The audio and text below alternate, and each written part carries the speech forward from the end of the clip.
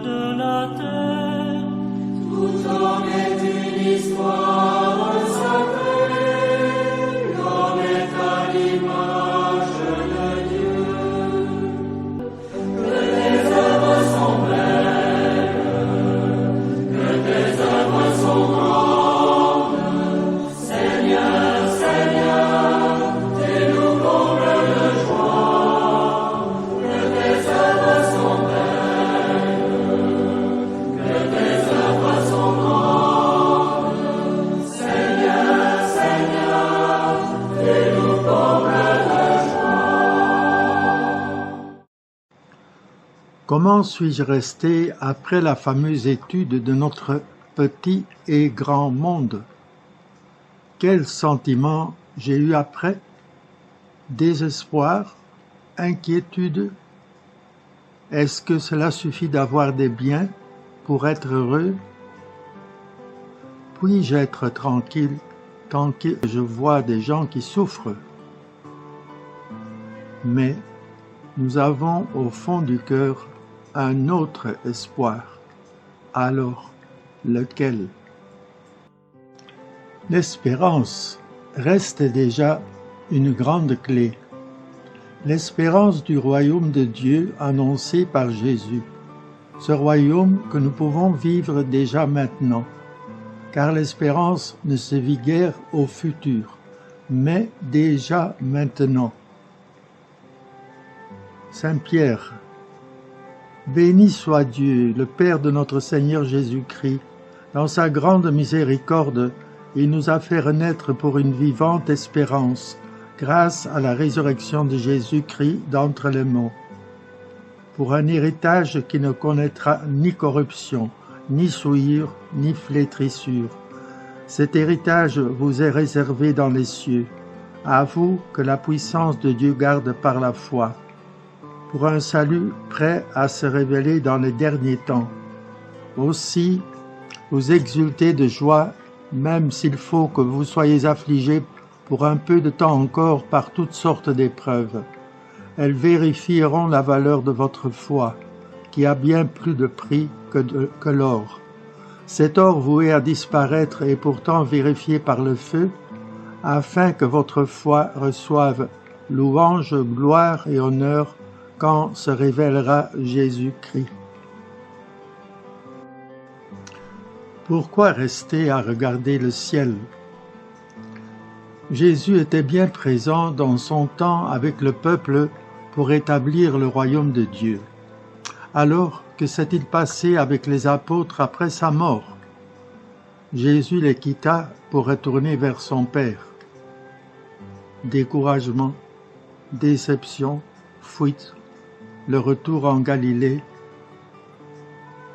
Dans le fond, les apôtres n'avaient pas encore compris grand-chose. Cela ne suffisait pas de connaître tous les enseignements de Jésus. Nous lisons dans les Actes des Apôtres. Après ces paroles, tandis que les apôtres le regardaient, il s'éleva et une nuée vint le soustraire à leurs yeux. Et comme ils fixaient encore le ciel où Jésus s'en allait, voici que devant eux se tenaient deux hommes en vêtements blancs, qui leur dirent: « Galiléens, pourquoi restez-vous là à regarder vers le ciel? Ce Jésus qui a été enlevé au ciel d'auprès de vous viendra de la même manière que vous l'avez vu s'en aller vers le ciel. » Puis ils s'en retournèrent à Jérusalem, où ils s'enfermèrent, perdus, découragés. Ils priaient, et profondément. Mais après, sans Jésus, qu'allait-il devenir? Alors ils retournèrent à Jérusalem depuis le lieu dit Mont des Oliviers, qui en est proche. La distance de marche ne dépasse pas ce qui est permis le jour du sabbat. À leur arrivée, ils montèrent dans la chambre haute où ils se tenaient habituellement. C'étaient Pierre, Jean, Jacques et André, Philippe et Thomas, Barthélemy et Matthieu, Jacques, fils d'Alphée, Simon le Zélote et Jude, fils de Jacques. Tous d'un même cœur, étaient assidus à la prière avec des femmes, avec Marie, la mère de Jésus, et avec ses frères. Nous, les encadreurs, que faisons-nous quand on sent et observons le découragement chez nos enfants et jeunes, dans le groupe et en nous-mêmes? C'est l'Esprit Saint qui leur fit comprendre tout ce que Jésus leur avait enseigné et qui va les pousser, les accompagner vers la mission que Jésus leur avait laissée. Aller dans le monde entier et annoncer la bonne nouvelle. Nous lisons dans les Actes des Apôtres. Alors leur apparurent des langues qu'on aurait dites de feu, qui se partageaient, et il s'en posa une sur chacun d'eux. Tous furent remplis d'Esprit Saint, et ils se mirent à parler en d'autres langues, et chacun s'exprimait selon le don de l'Esprit. Et les apôtres, poussés sous la lumière de l'Esprit Saint, s'en vont vers toutes les régions du Moyen-Orient. Fini les peurs, les incertitudes. C'est plus fort qu'eux-mêmes. C'est le besoin d'annoncer. Avec conviction, une foi vivante, le Christ est avec eux. Par bien d'autres paroles encore, Pierre les adjurait et les exhortait en disant « Détournez-vous de cette génération tortueuse et vous serez sauvés. » Alors ceux qui avaient accueilli la parole de Pierre furent baptisés. Ce jour-là, environ 3000 personnes se joignirent à eux. Beaucoup de gens écoutent. Quelque chose bouge dans leur vie. Ils se convertissent. Leur cœur s'ouvre. Le Christ vit en eux. Ils demandent le baptême. Comme ils poursuivaient leur route, ils arrivèrent à un point d'eau et l'eunuque dit « Voici de l'eau, qu'est-ce qui empêche que je sois baptisé ?» Actes des Apôtres. L'Esprit Saint les devance, les accompagne. Les baptisés ressentent le besoin de se rencontrer. Nous lisons dans l'Acte 2e chapitre. Ils étaient assidus à l'enseignement des apôtres et à la communion fraternelle, à la fraction du pain et aux prières. La crainte de Dieu était dans tous les cœurs à la vue des nombreux prodiges et signes accomplis par les apôtres. Tous les croyants vivaient ensemble et ils avaient tout en commun.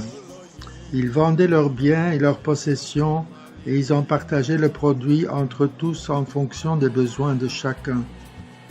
Chaque jour, d'un même cœur, ils fréquentaient assidûment le temple, ils rompaient le pain dans les maisons, ils prenaient leur repas avec allégresse et simplicité de cœur, ils louaient Dieu et avaient la faveur du peuple tout entier. Chaque jour, le Seigneur leur adjoignait ceux qui allaient être sauvés. Dans le chapitre 4, la multitude de ceux qui étaient devenus croyants avait un seul cœur et une seule âme, et personne ne disait que ses biens lui appartenaient en propre, mais ils avaient tout en commun. C'est avec une grande puissance que les apôtres rendaient témoignage de la résurrection du Seigneur Jésus, et une grâce abondante reposait sur tous. Aucun d'entre eux n'était dans l'indigence, car tous ceux qui étaient propriétaires de domaines ou de maisons les vendaient, et ils apportaient le montant de la vente pour le déposer aux pieds des apôtres. Puis on le distribuait en fonction des besoins de chacun. Il y avait un Lévite originaire de Chypre, Joseph, surnommé Barnabé par les apôtres, qui se traduit « homme du réconfort ». Il vendit un champ qu'il possédait et en apporta l'argent qu'il déposa aux pieds des apôtres. Il y a donc une soif ardente d'écouter la parole de Dieu, l'enseignement des apôtres. Il y a la fidélité à la communion fraternelle et le partage avec les nécessiteux. Il y a aussi l'assiduité à la prière communautaire et à la fraction de pain. C'est la naissance des premières communautés chrétiennes. Les apôtres animent ces communautés par leur présence, par des lettres, par leurs prières, des conseils, des sanctions, des reproches, des enseignements, des encouragements. Acte 14, 22. Il s'affermissait le courage des disciples. Il les exhortait à persévérer dans la foi en disant « Il nous faut passer par bien des épreuves pour entrer dans le royaume de Dieu. » Et ces communautés se consolident.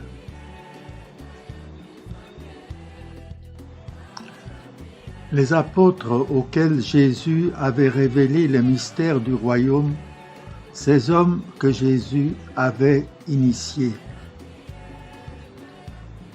Nous écoutons d'abord Actes des Apôtres, chapitre 13. Le sabbat suivant, presque toute la ville se rassembla pour entendre la parole du Seigneur. Quand les Juifs virent les foules, ils s'enflammèrent de jalousie. Ils contredisaient les paroles de Paul et l'injuriaient.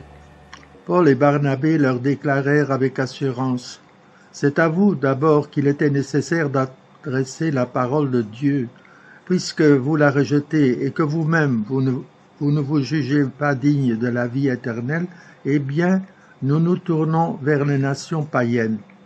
C'est le commandement que le Seigneur nous a donné.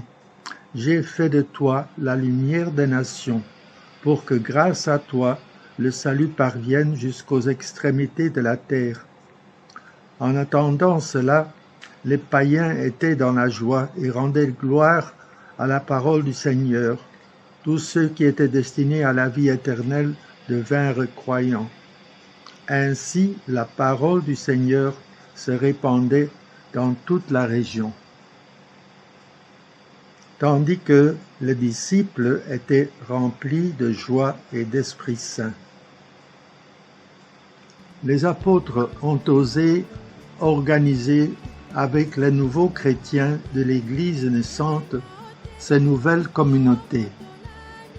Et sans peur, ils ont fait face avec courage aux outrages, aux rejets, aux déportations, à la prison. L'Esprit Saint agissait en eux en toutes circonstances.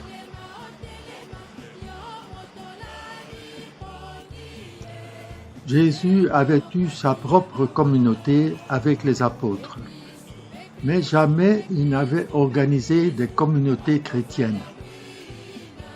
Nous avons lu dans Acte 4 comment les gens mettaient leurs biens en commun.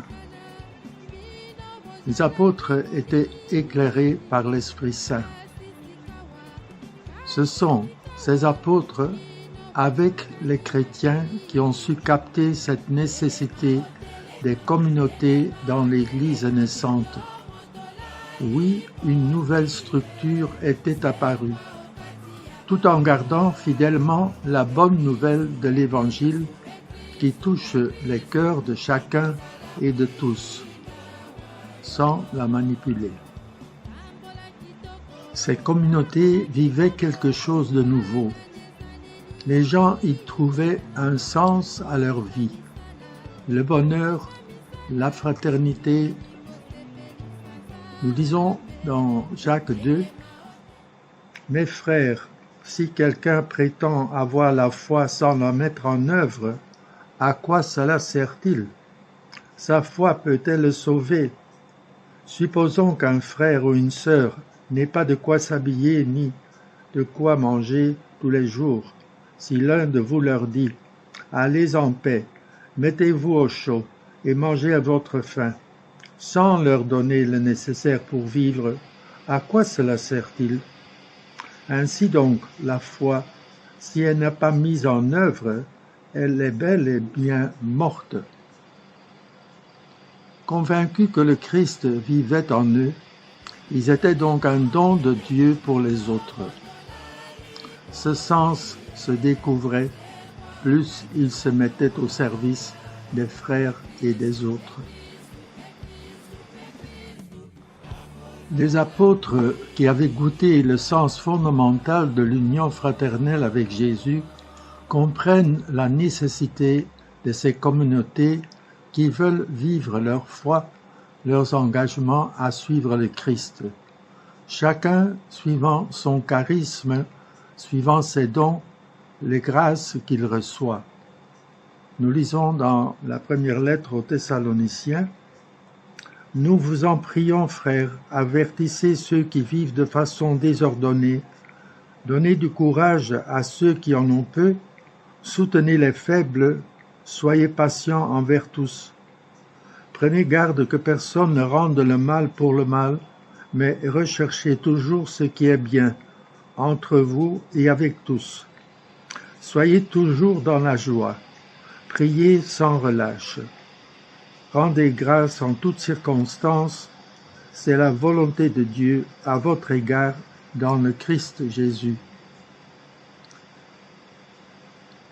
Non pas en solitaire, mais en solidarité, ensemble, afin de construire déjà le royaume de Dieu, le monde meilleur.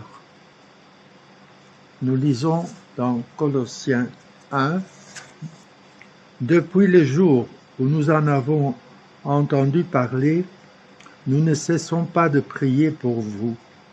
Nous demandons à Dieu de vous combler de la pleine connaissance de sa volonté en toute sagesse et intelligence spirituelle. Ainsi, votre conduite sera digne du Seigneur et capable de lui plaire en toutes choses.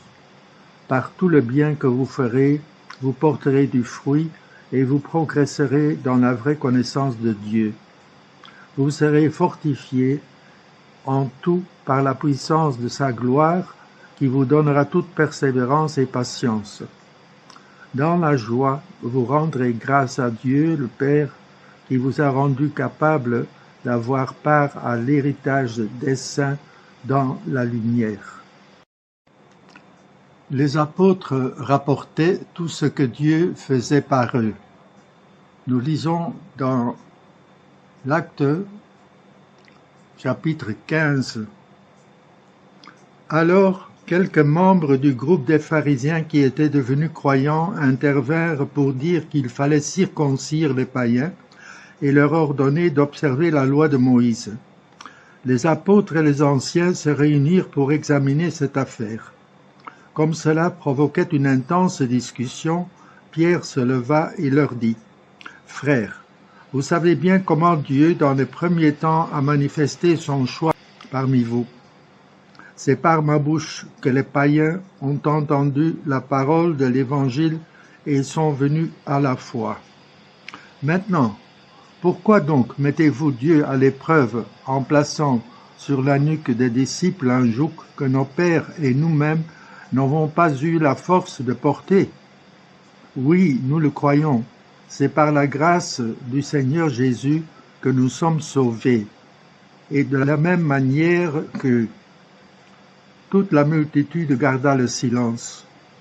Puis on écouta Barnabé et Paul exposer tous les signes et les prodiges que Dieu avait accomplis grâce à eux parmi les nations.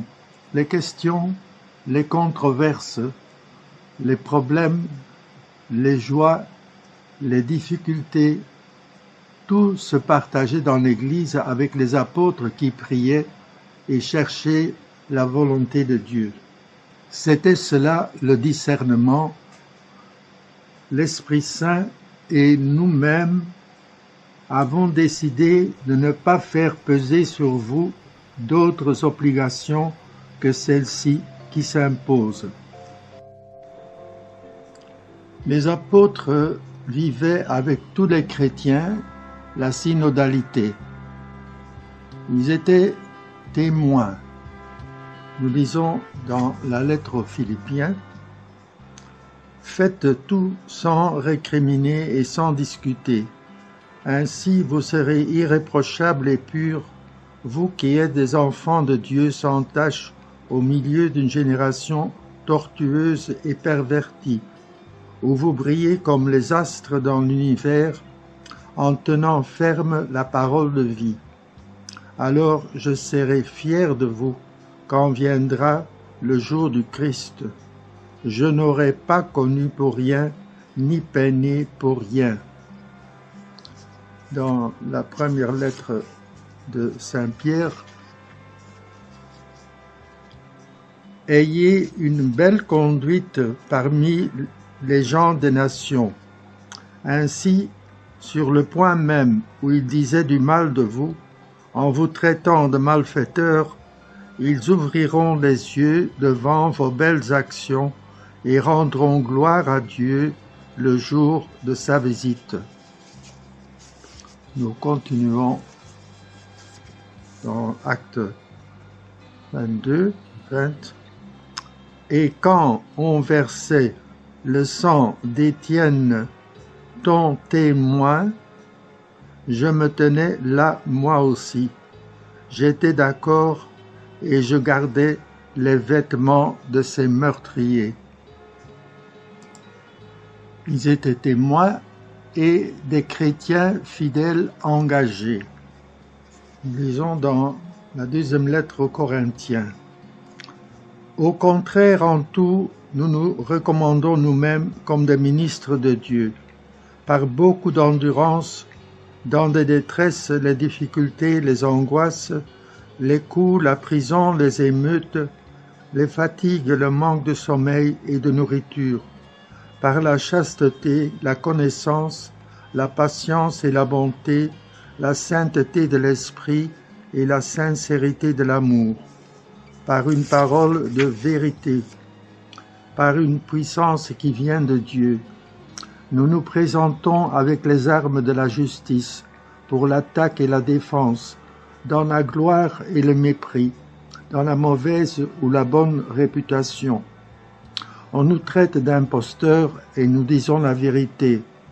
On nous prend pour des inconnus et nous sommes très connus. On nous croit mourants et nous sommes bien vivants. On nous punit et nous ne sommes pas mis à mort. On nous croit tristes et nous sommes toujours joyeux, pauvres et nous faisons tant de riches, démunis de tout et nous possédons tout. Pour vous, Corinthiens, notre bouche a parlé ouvertement, notre cœur s'est élargi. Vous n'êtes pas allés droit chez nous, c'est en vous-même que vous êtes à l'étroit. Je vous le dis parce que vous êtes mes enfants. Payez-nous de retour, élargissez votre cœur, vous aussi. Ne formez pas d'attelage mal assorti avec les non-croyants. Quel point commun peut-il avoir entre la condition du juste et l'impiété? Quelle communion de la lumière avec les ténèbres? Quel accord du Christ avec Satan? Quel partage un croyant avec un non-croyant? Par la prière, il choisissait les nouveaux responsables. Actes des Apôtres, chapitre 6. En ces jours-là, comme le nombre des disciples augmentait, les frères de langue grecque récriminèrent contre ceux de la langue hébraïque, parce que des veuves de leur groupe étaient désavantagées dans le service quotidien. Les 12 convoquèrent alors l'ensemble des disciples et leur dirent: « Il n'est pas bon que nous délaissions la parole de Dieu pour servir aux tables. Cherchez plutôt, frères, 7 d'entre vous, des hommes qui sont estimés de tous, remplis d'esprit saint et de sagesse. et nous les établirons dans cette charge. Et en ce qui nous concerne, nous resterons assidus à la prière et au service de la parole. » Ces propos plurent à tout le monde et l'on choisit Étienne, homme rempli de foi et d'Esprit Saint, Philippe, Procore, Nicanor, Timon, Parménas et Nicolas, un converti au judaïsme originaire d'Antioche. On les présenta aux apôtres et après avoir prié, ils leur imposèrent les mains. La parole de Dieu était féconde, le nombre de disciples se multipliait fortement à Jérusalem et une grande foule de prêtres juifs parvenait à l'obéissance de la foi. La bonne nouvelle était annoncée à tous et aux païens. En entendant cela, les païens étaient dans la joie et rendaient gloire à la parole du Seigneur.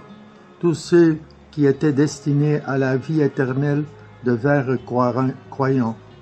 Ainsi la parole du Seigneur se répandait dans toute la région, tandis que les disciples étaient remplis de joie et d'Esprit Saint. La bonne nouvelle était annoncée à tous et aux païens. Nous lisons dans la lettre aux Éphésiens. Vous qui autrefois étiez païens, traités de non-circoncis par ceux qui se disent circoncis à cause d'une opération pratiquée dans la chair, souvenez-vous donc qu'en ce temps-là, vous n'aviez pas le Christ. Vous n'aviez pas droit de citer avec Israël. Vous étiez étrangers aux alliances et à la promesse. Vous n'aviez pas d'espérance et dans le monde vous étiez sans Dieu. Mais maintenant, dans le Christ Jésus, vous qui autrefois étiez loin, vous êtes devenus proches par le sang du Christ. C'est lui, le Christ, qui est notre paix. Les deux, le juif et le païen, il a fait une seule réalité. Par sa chair crucifiée, il a détruit ce qui les séparait, le mur de la haine. Il a supprimé les prescriptions juridiques de la loi de Moïse. Ainsi, à partir des deux, le juif et le païen, il a voulu créer en lui un seul homme nouveau, en faisant la paix et réconcilier avec Dieu les uns et les autres en un seul corps par le moyen de la croix. En sa personne, il a tué la haine. Il est venu annoncer la bonne nouvelle de la paix pour vous qui étiez loin, la paix pour ceux qui étaient proches. Par lui, en effet, les uns et les autres, nous avons dans un seul esprit accès auprès du Père. Ainsi donc, vous n'êtes plus des étrangers ni des gens de passage. Vous êtes concitoyens des saints, vous êtes membres de la famille de Dieu, car vous avez été intégrés dans la construction qui a pour fondation les apôtres et les prophètes. Et la pierre angulaire, c'est le Christ Jésus lui-même. En lui, toute la construction s'élève harmonieusement pour devenir un temple saint dans le Seigneur. En lui, vous êtes vous aussi les éléments d'une même construction pour devenir une demeure de Dieu par l'Esprit Saint. Nous avons vu jusqu'ici comment l'Église a eu sa fondation avec les premières communautés chrétiennes. Et c'est à partir de ces communautés qui ont été missionnaires et rayonnantes que l'Église, de génération en génération, a chaque fois trouvé des nouveaux chemins ou façons d'annoncer et de rayonner la foi. Par exemple, la création des paroisses. Et en profondeur, nous pouvons dire que les saints y étaient présents, et cela depuis 2000 ans. Et nous, encadreurs actuellement, fidèles à Jésus, nous vivons présents au cœur du monde qui est en mutation. Notre monde bouleversé par d'autres situations sociales, d'autres styles de vie, d'autres conceptions dans la vie, d'autres valeurs qui ne sont pas celles d'hier, où il y a d'autres intérêts, d'autres façons de penser. Mais au-dedans de ce virage de l'histoire de l'humanité, l'Esprit nous guidera toujours pour créer ces nouveaux gestes d'annoncer et de vivre la bonne nouvelle auprès de ceux qui ont faim et soif d'amour, de justice, de joie de le connaître, d'être sauvés et de le vivre nous-mêmes. Nous en venons maintenant à la réflexion. Dieu a toujours un plan d'amour, un projet de vie avec chacun et chacune de nous, mais aussi avec les enfants et les jeunes de nos groupes et mouvements. Dieu vise très loin pour nous tous, pour un bonheur personnel avec celui de l'humanité. C'est un peu comme de l'impossible à notre entendement, mais nous voyons le texte de l'appel de la Vierge Marie.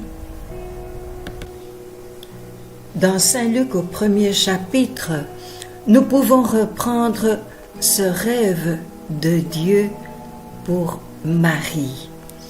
L'ange entra chez elle et lui dit : « Réjouis-toi, comblée de grâce, le Seigneur est avec toi. » À cette parole, elle fut troublée et elle se demandait ce que signifiait cette salutation. Et l'ange lui dit : « Sois sans crainte, Marie, car tu as trouvé grâce auprès de Dieu. Voici que tu concevras dans ton sein et tu enfanteras un fils, et tu l'appelleras du nom de Jésus. Il sera grand et sera appelé Fils du Très-Haut. Le Seigneur Dieu lui donnera le trône de David son père. Il régnera sur la maison de Jacob pour les siècles, et son règne n'aura pas de fin. » Mais Marie dit à l'ange : « Comment cela sera-t-il, puisque je ne connais pas d'homme ?» L'ange lui répondit : « L'Esprit Saint viendra sur toi, et la puissance du Très-Haut te prendra sous son ombre. C'est pourquoi l'être saint qui naîtra sera appelé Fils de Dieu. Et voici qu'Élisabeth, ta parente, vient elle aussi de concevoir un fils dans la vieillesse, et elle en est à son 6e mois, elle qu'on appelait la stérile. Car rien n'est impossible à Dieu. » Alors Marie dit : « Je suis la servante du Seigneur, qu'il m'advienne selon ta parole. » Et l'ange la quitta. Ainsi, à présent, à nous tous de rêver avec Dieu ce rêve merveilleux pour notre groupe, notre mouvement des enfants et des jeunes, pour nos enfants et nos jeunes d'aujourd'hui, vers le futur d'un monde meilleur. Ils le vivront en espérance. Ainsi, pour trouver notre rêve pour notre pastorale des enfants et des jeunes, il faut le chercher, le réfléchir, mais le prier aussi. Alors, essayez d'exprimer votre rêve merveilleux de Dieu, celui d'une grande espérance qui se vivra déjà dans votre groupe ou mouvement. Ensuite, une fois que vous avez le rêve, vous désirez cela, vous créerez, vous pourrez composer avec les autres encadreurs de votre groupe ou mouvement, de la PEJ, de la pastorale des enfants et des jeunes, soit la chanson, soit une photo, un clip, un dessin. Vous pouvez créer quelque chose, une petite pièce de théâtre, le rêve de Dieu pour votre groupe. Les enfants voient le monde de demain, mais ça passe par Dieu.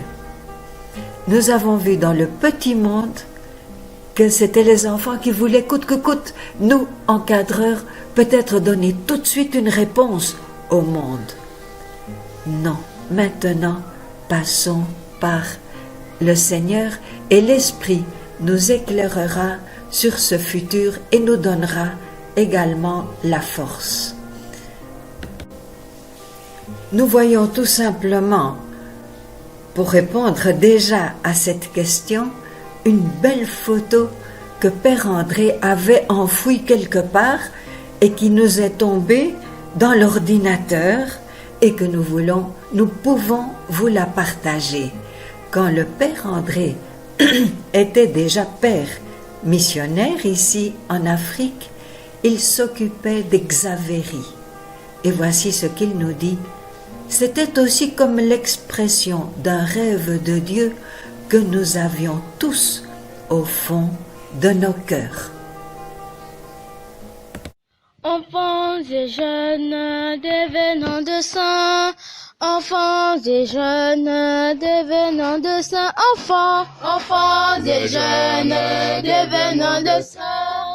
Enfants et jeunes, devenons de saints. La joie de notre Seigneur, devenons de saints. Évitons la discorde, devenons de saints. La jalousie et la haine, devenons de saints. Évitons les antivaleurs, devenons de saints. Enfants et jeunes, devenons de saints. Enfants et jeunes, devenons de saints. Et le pape François a aussi rêvé avec nous.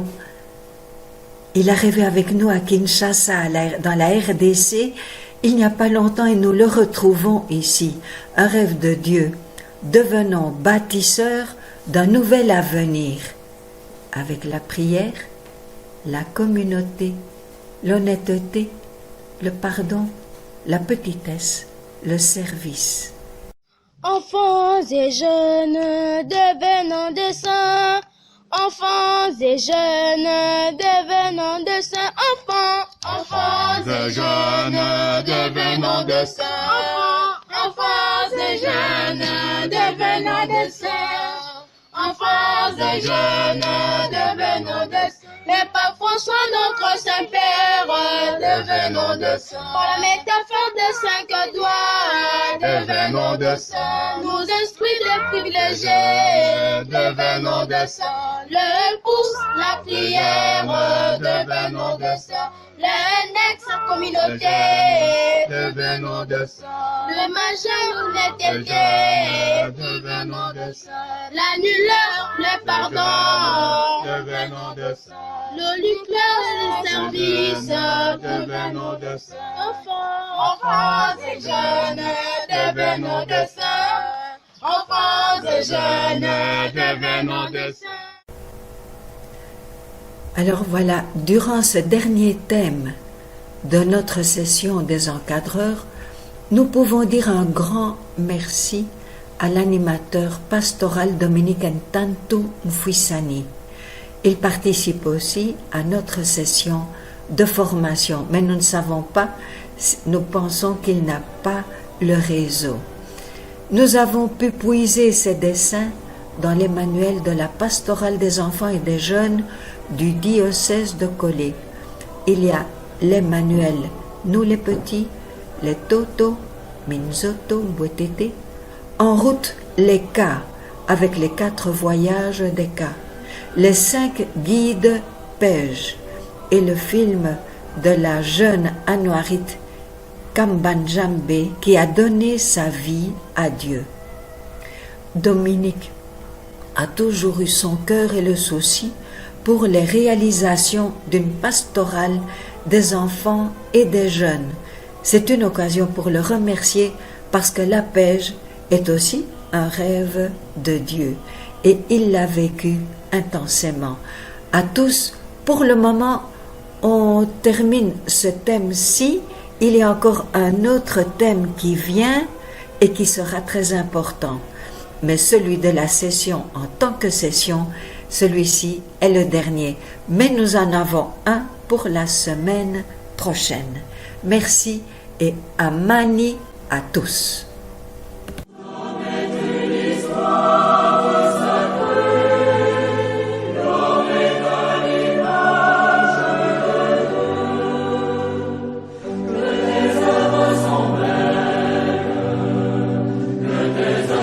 Son